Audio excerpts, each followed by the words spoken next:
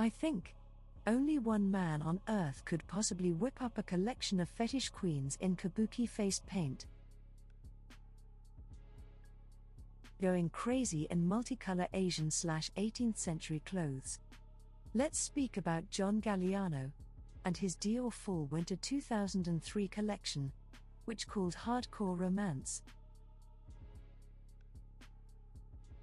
Up to his canny method madness at Christian Dior yet again.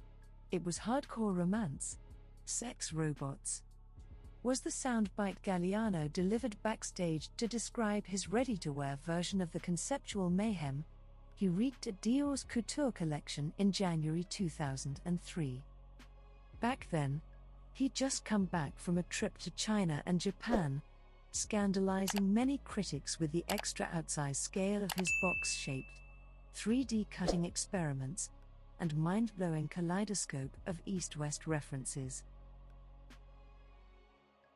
But now, we see how it all trickles down to the level of wearable, wantable clothes. Take a pink, crystal-embroidered Duchesse satin coat, extravagantly ruffled with layers of organza, or a fragile chiffon dress patterned in mint, yellow and magenta. Who wouldn't?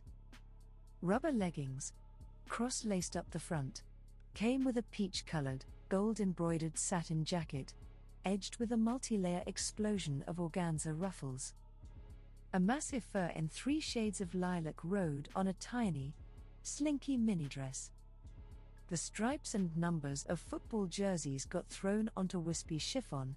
The black and white fish prints from Chinese kites were dramatized into voluminous gowns. This was a collection studded with innumerable delicate, richly beautiful pieces. Above all, the wearability factor is proven by Dior's results. For those turned on by financials, the house announced operating profits of $36 million for those season. Meanwhile, Galliano fanatic Gwen Stefani displayed her own enthusiasm for the Dior bottom line. Just how do I get me into that rubber skirt? She wanted to know.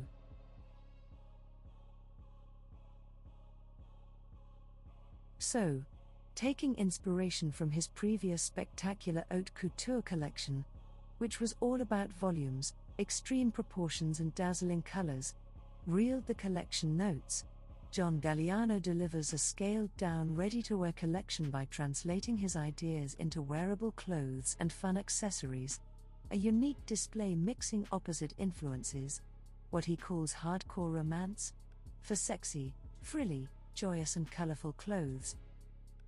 Introducing ultra-high platform shoes, inspired by antique china, as well as the new, crescent-shaped the latest blonde bag.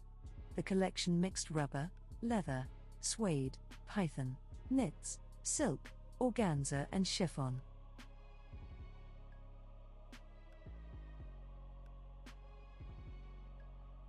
Prints, from floral patterns to Japanese and Chinese motifs, were prevalent, as were dramatic ruffles and bunches, box shape and cube-cut coats and jackets, and even rubber trousers with corset-style lacing, a romantic stance playing with the idea of fetishism, the house declared. A few years after, Galliano's Fetishism inspired collection for Dior, but it is another story. Don't forget to subscribe to hear it.